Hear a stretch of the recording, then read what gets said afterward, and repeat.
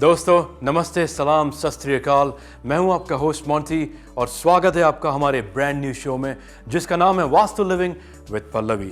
दोस्तों, आप में से कुछ ऐसे लोग हैं जो वास्तु के बारे में जानते हैं, कुछ ऐसे लोग हैं जो वास्तु के बारे में बिल्कुल नहीं जानते और कुछ ऐसे लोग हैं जो वास्तु के बारे में सुना है बट लेकिन पूरी नॉलेज नहीं है।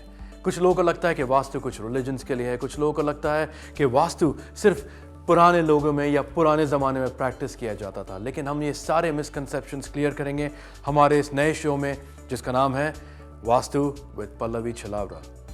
नमस्ते, सलाम, सत श्री अकाल। दोस्तों, welcome to another exciting episode of your favourite show जिसका नाम है वास्तु लिविंग विद पल्लवी। मैं हूं आपका होस्ट और आपका दोस्त मोंटी और मैं करता हूं आपका तहे दिल से स्वागत और साथ ही मैं करता हूं स्वागत of our very own master of Vastu Shastra and feng shui who has more than 26 years of experience in this field, our very own Pallavi Chhalawara ji का। पल्लवी जी, आपका बहुत बहुत स्वागत है। Thank you very much. Pallavi ji, जैसे आप देख रही हैं हमारी ऑडियंस इस शो को बेइंतहा पसंद कर रही है। हमें ढेर सारे ईमेल्स आ रहे हैं। दोस्तों, we really want to thank you from the bottom of our hearts for loving and liking this show so much and sending us so many emails. जिस तरह दोस्तों आप हमें ईमेल्स लिखते हैं और आप हमें रिक्वेस्ट करते हैं to speak about certain topics, उसी तरह हम आपसे वादा करते हैं कि हम हर एक विषय पर ज़रूर बात करेंगे, लेकिन वन आफ्टर द अदर। जिस तरह हमने पिछले हफ्ते कुछ इंपॉर्टेंट विषय पर बात की थी, इस हफ्ते जो हमारा विषय है जो हमने सेलेक्ट किया है वो है इंटीरियर। यानी आपके घर का जो इंटीरियर है, या आप अपार्टमेंट कॉम्प्लेक्स में रहते हैं या आप हाउस में रहते हैं, किसी मैंशन में रहते हैं, लेकिन इंटीरियर्स बहुत इंपॉर्टेंट होता है घर में सुख और शांति बनाए रखने के लिए। तो पल्लवी जी, आज का हमारा विषय है वास्तुशास्त्र एंड इंटीरियर्स। तो मैं आपसे कुछ सवाल पूछूंगा, एक ऐसे सवाल जो एक आम इंसान के दिल और दिमाग में होंगे, एक ऐसे सवाल which is coming right from the heart of a common man. तो उस सवाल के जवाब आप हमें देंगी। जी ज़रूर। पल्लवी जी, वास्तुशास्त्र और इंटीरियर्स का क्या रिलेशनशिप है और किस तरीके से वास्तु को अप्लाई किया जाता है to make a better and a peaceful environment at home? जैसे वास्तु के बारे में लोगों को लगता है कि सिर्फ दिशाओं के बारे में बात होंगी, लेकिन हर दिशा के एलिमेंट के फोर्स को इंक्रीज करने के लिए कुछ न कुछ कलर्स होते हैं। Colour science is a big therapy. Colour therapy is a very big science, बहुत बड़ा साइंस है। इंसान की बॉडी का जो ओरा होता है उसमें 7 बेसिक कलर होते हैं जिससे दुनिया में कलर्स आए। और सूरज की जो किरण रोशनी होती है उसमें से जब वो प्रिज्म से निकल के पृथ्वी पे गिरती है तो उसमें से एक खास तरह की रोशनी बन जाती है और पूरा दिन निकलता है, नेचुरल एनर्जी मिलती है। तो कलर जो है वो एक ऐसे पावरफुल चीज़ है जो इंसान के शरीर के ऊपर इसका सीधा प्रभाव उस पर ऊपर आता है। कोई भी अगर आप मेडिकल साइंस में देखोगे तो कैंसर के लिए पिंक कलर को सिंबल माना जाता है। अगर ग्रीनरी के बारे में बात करते हैं तो ग्रीन सिटी यानी कि ग्रीन कलर को इम्पोर्टेंट माना जाता है। बिल्कुल, वाइट को पीस माना जाता है। वाइट को पीस माना जाता है। हमारे रिलेशनशिप में शादी ब्याह की बारे में बात होती है तो रेड को प्रतीक, शुभ प्रतीक माना जाता है। तो colour is a part of the life, colour of the part of the customs. भगवान के लिए, रिलीजियस चीज़ों के लिए बहुत तरह की बातें बताई गई है। Same thing, colour is a most powerful science as per vastu. तो जब कभी आप घर में इंटीरियर डिज़ाइन करते हो और आपके पास सही दिशा का लिविंग रूम हो, सही दिशा का मास्टर बेडरूम हो, डायरेक्शन वाइज एब्सोल्युटली सब कुछ ठीक हो, लेकिन अगर इंटीरियर का नॉलेज नहीं या आइडिया भी नहीं, तो गलत दिशा के कलर को करने से उस दिशा के एलिमेंट को आप रिफ्लेक्ट कर देते हो, नेगेटिविटी बढ़ जाती है और सही चीज़ का लाभ भी नहीं मिल सकता। तो पल्लवी जी, जैसे आपने कहा कि ये एक ऐसी चीज़ है जो हमें नेचर खुद गाइड करती है। If you remember when we always look at the beautiful rainbow, जिस तरीके से उसमें 7 कलर्स होते हैं, and the combination of these colours in your daily lives can lead to a positive and a negative effect. उसी तरीके से जैसे कुछ लोग होते हैं, they have certain favourite colours which they think is very lucky for them, लेकिन ऐसा नहीं होता है। कभी कभी उनके फेवरेट्स होते हैं, लेकिन अकॉर्डिंग टू नेम और डेट के अनुसार वो उनके लकी कलर्स नहीं होते होंगे। सही बात है, बिल्कुल सही बात है। और यूजुअली लोग अपने जो फेवरेट कलर्स होते हैं, which they think is their favourite colour, they use that in their interior decoration. जी। तो हम बात करेंगे पहले इंटीरियर डेकोरेशन की। सबसे पहले हम शुरू करेंगे is about the floor of homes. जैसे कुछ लोग घरों में वुडन फ्लोर्स रखते हैं, कुछ लोग रखते हैं रग्स, कुछ लोग रखते हैं कार्पेट्स, कुछ लोग रखते हैं टाइल्स। तो ये इसके बारे में आप क्या बोलना चाहेंगे? वास्तु के बारे में जब हम इंटीरियर डिजाइनिंग की पूरी सर्विस प्रोवाइड करते हैं, रेसिडेंस के लिए भी करते हैं और कमर्शियल स्पेस के लिए भी करते हैं। बिल्कुल। कमर्शियल बिल्डिंग बनानी है तो नेचर ऑफ बिजनेस के हिसाब से, रेसिडेंस का वास्तु करना हो तो पति पत्नी और फैमिली के कलर के हिसाब से, बच्चों के रूम, सारी चीज़ें बनाई जाती है। बिल्कुल। जहाँ पे बात होती है कलर्स की, उसमें कंस्ट्रक्शन स्ट्रक्चर के अंदर बिल्डिंग के बनते हुए जो मटेरियल अप्लाई किया जाता है उसके कलर्स होते हैं, और बाद में हम जैसे डेकोरेशन और इंटीरियर के लिए डेकोर करते हैं उसके लिए भी कलर सजेस्ट किए जाते हैं। फ्लोरिंग के लिए ज़्यादातर नेचुरल कलर को और वुड फिनिश कलर को ज़्यादा अच्छा माना जाता है, और न्यूट्रल कलर का महत्व वास्तु में बहुत ज़्यादा है, चाहे वो रग हो, चाहे वो टाइल हो, या फिर आप मार्बल की ओर जाते हो। तो जिस तरह का भी फ्लोरिंग आप पसंद करते हो उसमें नेचुरल वुड कलर और न्यूट्रल कलर को शुभ माना जाता है। ब्लैक कलर का फ्लोरिंग वास्तु दोष की निशानी है। जिन घर और बिजनेस में आप कंप्लीटली ब्लैक पोर करते हो वहाँ पे मिरर रिफ्लेक्टेड एनर्जी होने की वजह से एनर्जी रिफ्लेक्ट हो जाती है, और वहाँ पे रहने वाले लोगों को अपनी लाइफ में पीस और हार्मनी नहीं मिलती, वो हमेशा एक या दूसरे तरीके से ट्रबल में जाते हैं। तो जैसे आपने फ्लोरिंग के बारे में काफ़ी चीज़ें क्लैरिफाई कर दी कि light colour floor, wooden floors are much more favourable than having something which is dark, the flooring should not be dark. उसी तरीके से अगर आप कुछ ऐसी बातों में एम्फेसिस करेंगे, जैसे कुछ लोग होते हैं they prefer to have certain paintings in the house, जैसे कुछ पेंटिंग्स होती हैं, लोगों ने मिलियंस ऑफ डॉलर्स की पेंटिंग खरीद ली, लेकिन वो पेंटिंग की जो सिंबल है, सिम्बॉलिक इमेजरी होती है, that is not pleasant, but they think that since it's a very expensive painting they take pride in it, but eventually it's not good for them. तो इसके बारे में आप क्या बोलेंगे? पिक्चर, पोस्टर, पेंटिंग या जो भी तरह का आप डेकोर यूज़ करते हो उसके लिए कोशिश करनी चाहिए कि वो आदमी को इंस्पायर करे, वैसा होना चाहिए जिसको देख के आप मेंटली और इमोशनली आप अपने आप को दुखी फील करना शुरू करो, या जो आपको उसका रिफ्लेक्शन है वो इस तरह का पेश आता हो कि जिसकी वजह से घर में नेगेटिविटी भर जाती हो। ऐसी चीज़ें वास्तु में अलाउड नहीं है, चाहे वो कितनी एक्सपेंसिव क्यों ना हो। काफ़ी लोग जब पेंटिंग खरीदते हैं तो उसमें काफ़ी ज़्यादा गहरा दुख वहाँ पे छलकता है, जैसे डेड बॉडी पड़ी हुई है, कोई रो रहा है, कोई एक विडो लेडी है और वहाँ से एक कैंडल है और उसमें से आंसू गिर रहे हैं। तो इस तरह की कोई भी नेगेटिविटी की निशानी वास्तु शास्त्र के नियमों के बिल्कुल विरुद्ध है।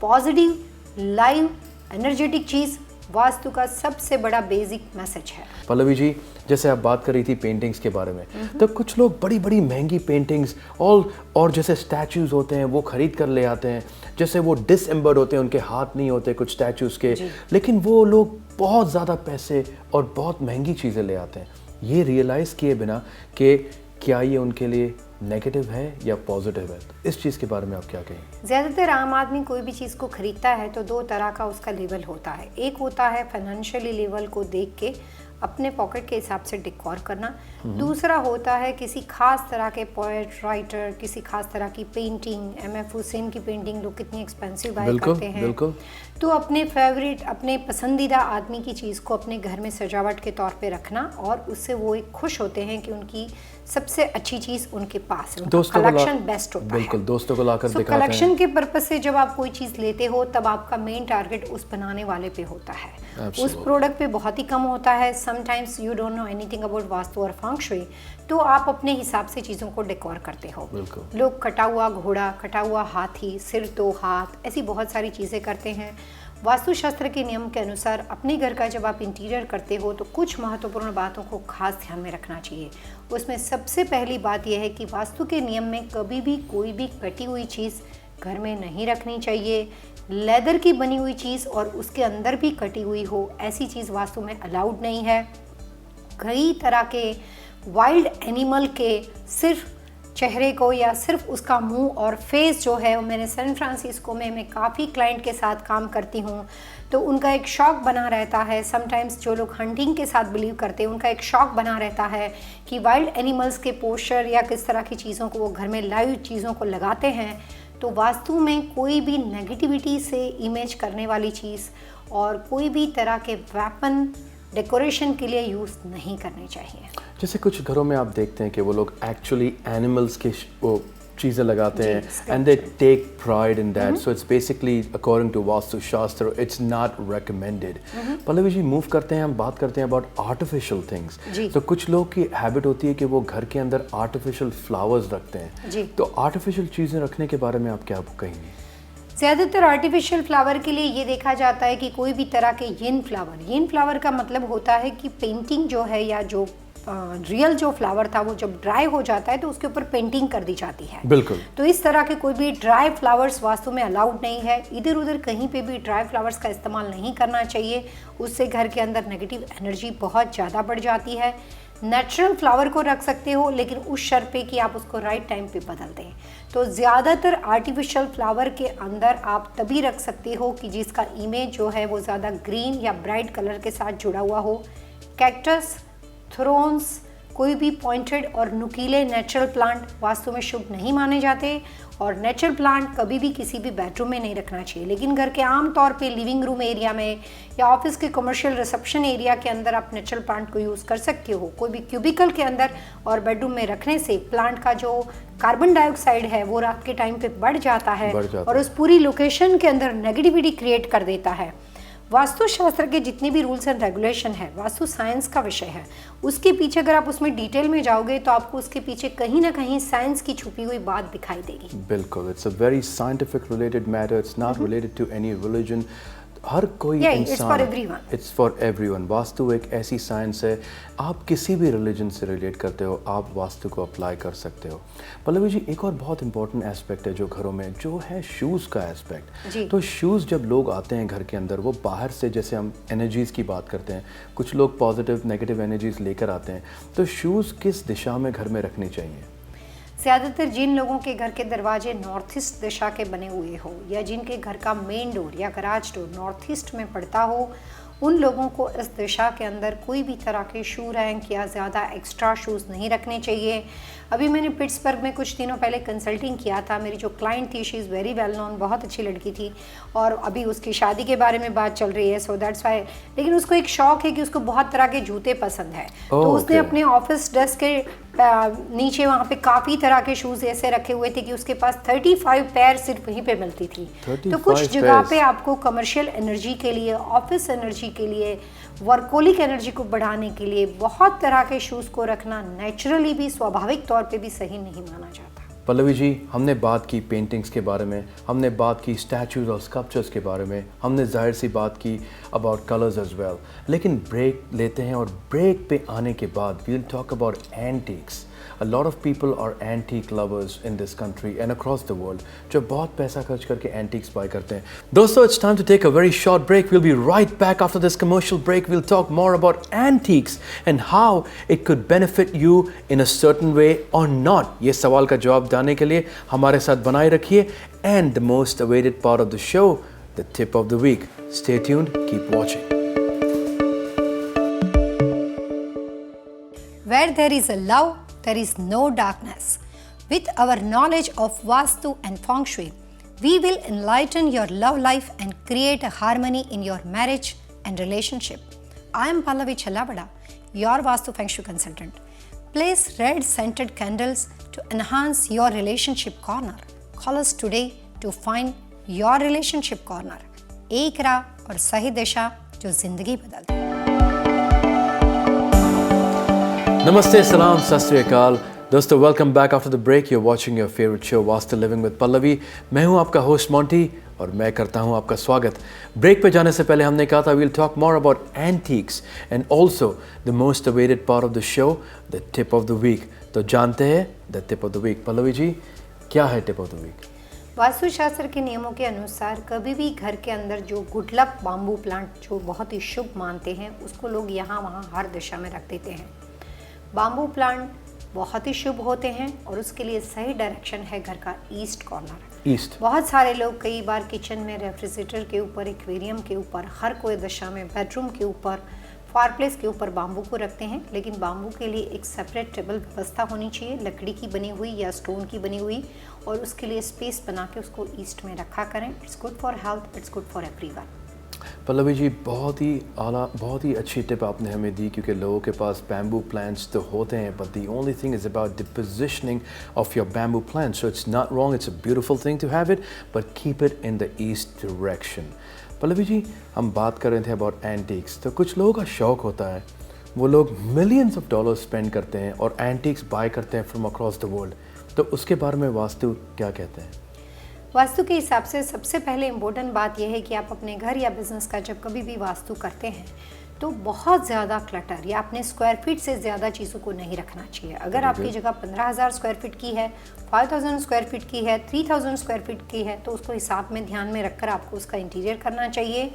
और किसी भी घर का इंटीरियर उसके ऑनर की लाइफस्टाइल और लिविंग स्टाइल का मिरर उसको रिफ्लेक्ट करता है। तो अगर आप कंटेम्प्रेरी के पर्सन हो या जिस तरह का ट्रेडिशनल लुक आप चाहते हो, या अगर आप एंटिक लुक चाहते हो, तो इस तरह की एक या दो चीज़ें आपको रखनी चाहिए। लेकिन बहुत ज़्यादा अगर आप कलेक्शन रखना चाहते हो तो उसके लिए आपके पास इतना बड़ा स्क्वायर फीट होना चाहिए। तो नॉर्मल कलेक्शन के साथ साथ सर्टेन जगह पे एंटिक रखना चाहिए, और एंटिक की बनी हुई चीज़ ऐसी होनी चाहिए जो वास्तु के हिसाब से सही तरह की प्रोडक्ट हो, जिसमें पॉजिटिव उसमें फीलिंग या रिफ्लेक्शन होता हो।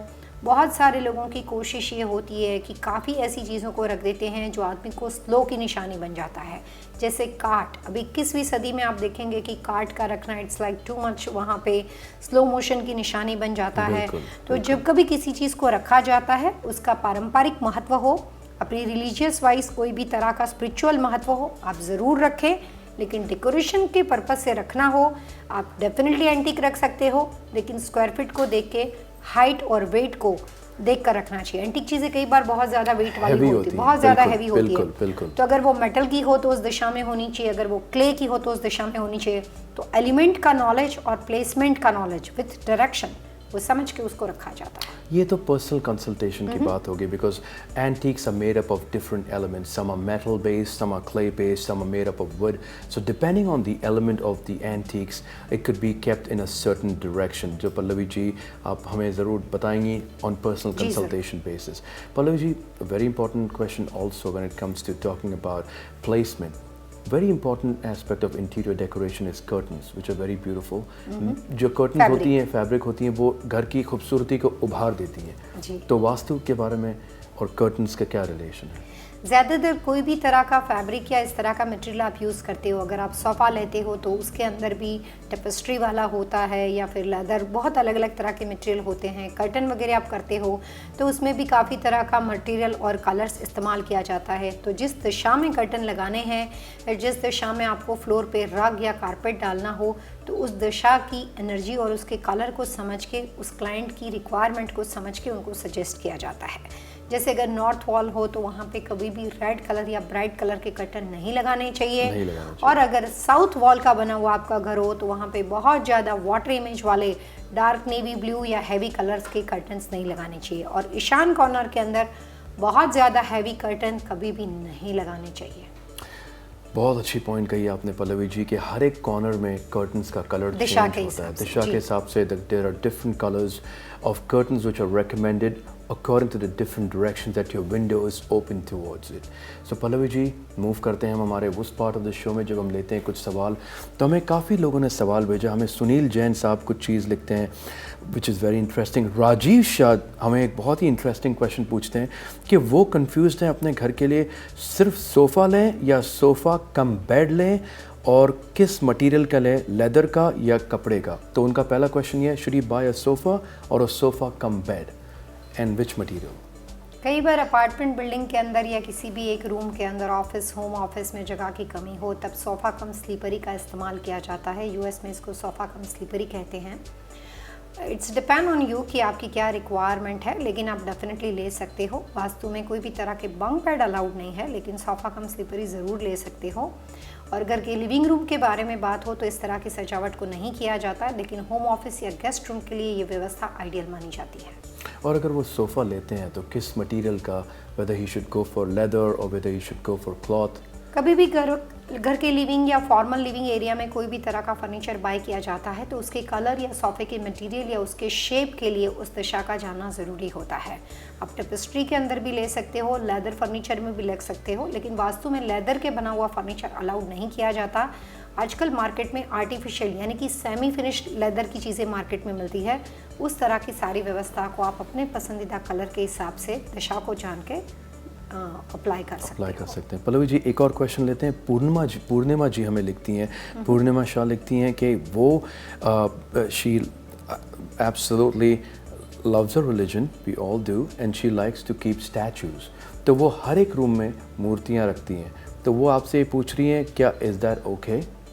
पूर्णिमा जी, वास्तु के हिसाब से अगर किस तरह की मूर्तियाँ हैं वो सबसे ज़्यादा प्रायोरिटी में है, लेकिन भगवान या रिलीजियस चीज़ों के साथ बनी हुई मूर्तियाँ हो तो उसके लिए मैं कहना चाहूँगी कि भगवान का एक रिस्पेक्ट रहता है, उनके लिए एक खास महत्वपूर्ण स्थान बनाया जाता है, उसको कभी भी यहाँ वहाँ इधर उधर नहीं रखा जाता है। कोशिश करें कि भगवान की बनी हुई सारी मूर्तियाँ, स्टैचू, उसका प्रॉपर तरीके से पूजा घर में स्थापन करके आप वहाँ पे रखें। लोग कई बार सीढ़ियों में दरवाजे के पास चलते हुए या इधर उधर कहीं पे भी भगवान की मूर्तियाँ रख देते हैं और उससे घर में रहने वाले घर के ऑनर के ऊपर बस दोष खड़ा होता है। तो मूर्तियों को इधर उधर नहीं रखना चाहिए, लेकिन आप आर्टिफिशियल चीज़ों को या डेकोर की चीज़ों को आप दिशाओं को समझ के रख सकते हो। प्रतीक मल्होत्रा हमसे एक लास्ट क्वेश्चन पूछ रहे हैं, we'll take that real quick, कि जो बच्चों के प्ले रूम्स हैं उसके लिए क्या कहना चाहेंगे, किस दिशा में होने चाहिए और किस कलर्स को अप्लाई किया जाए? बच्चों के लिए अलग अलग एज के बच्चों के हिसाब से वास्तु में अलग अलग सजेशन दिए गए हैं। अगर यहाँ पे बात पैदा होने वाले बच्चे से लेकर अगर 5 साल या 7 साल के बच्चे तक होती है तो उसमें मैक्सिमम ब्राइट कलर का इस्तेमाल करना चाहिए, मल्टीपल कलर शेड का इस्तेमाल करना चाहिए। उससे बच्चों की जो इमेजिनेशन है वो बहुत ज़्यादा पावरफुल, स्ट्रांग हो जाती है। उनको किसी भी कलर रिस्ट्रिक्टेड एरिया में नहीं रखना चाहिए। लेकिन अगर ये बात 15+ के बच्चों से लेकर 15+ से लेकर 20 तक के बच्चों के बारे में की जाती है तो न्यूट्रल कलर का इस्तेमाल किया जाता है, तो उससे उनके स्वभाव में परिवर्तन आ जाता है। वो ज़्यादा सोबर, ज़्यादा स्टेबल और बहुत अच्छी इमेज के बच्चों का परिवर्तन कलर के थ्रू नेचर में हो जाता है। पल्लवी जी, आपका बहुत बहुत शुक्रिया, आपने हमारे दर्शकों के इतने सारे सवालों के जवाब दिए। But as you know, we're running out of time, दोस्तों. We have to come to the end of this episode of Vastu Living with Pallavi. I'm sure you must have enjoyed a lot and got a lot of information. We spoke about paintings, antiques, sculptures, sofa, rugs, a lot more, and also how colors can affect your life in a very positive way. If you have more questions, please do not hesitate. Write into us. Go on pallavichalavra.com. Give us your full name, your date of birth, along with your question, and don't be surprised. If you want, we will definitely visit you at your residence or your place of business, and we can shoot an episode right there. So dosto, please write into us. Jaane se pehle, this is your host Monty signing off, but me and Pallavi ji have to say just one quick thing. Ek raah aur sahi disha jo zindagi badal de. Keep watching, keep smiling. Goodbye and God bless.